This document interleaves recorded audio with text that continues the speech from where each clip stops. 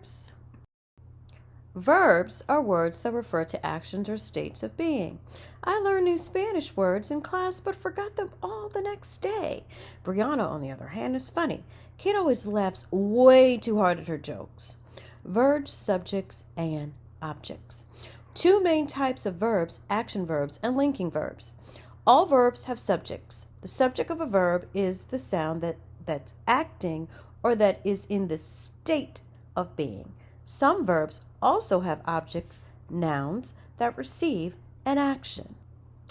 Model ACT questions. The track star run quickly. Ugh.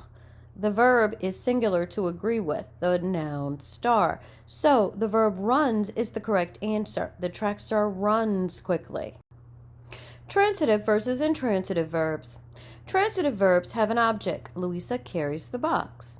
Intransitive verbs are verbs that have no object. Helen runs. Present and past tense. The present tense is used to describe actions that are currently happening, that happen generally or regularly, or that happens in literature. You are reading, currently happening. He cries every time he goes to a sad movie, regularly.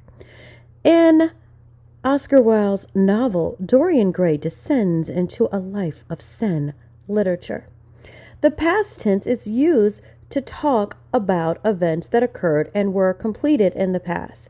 It is often formed by adding d or ed to the end of a verb, but some English words form their past tense differently.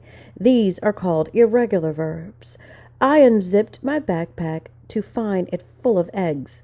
She ran as fast as she could.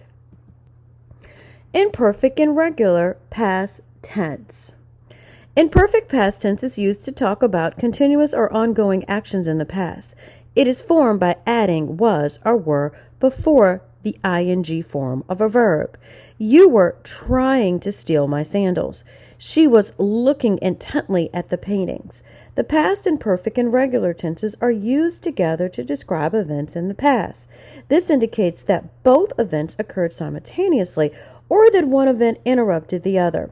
We were going to the bookstore when the bicycle hit us. My leg cramped while I was swimming. Past participle. The present perfect tense is used to talk about actions that occurred in the past but are continuing in the present. It is formed by adding has or have before a particular verb form, called the past participle.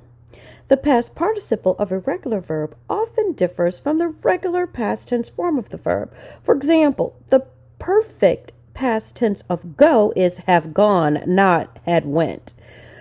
Lucy has played the cello for years. Tomas and David have eaten way too many chicken nuggets. Remote past, perfect past tense. The remote past or perfect past tense is used to talk about past events that took place before some other event or point in time that is already in the past.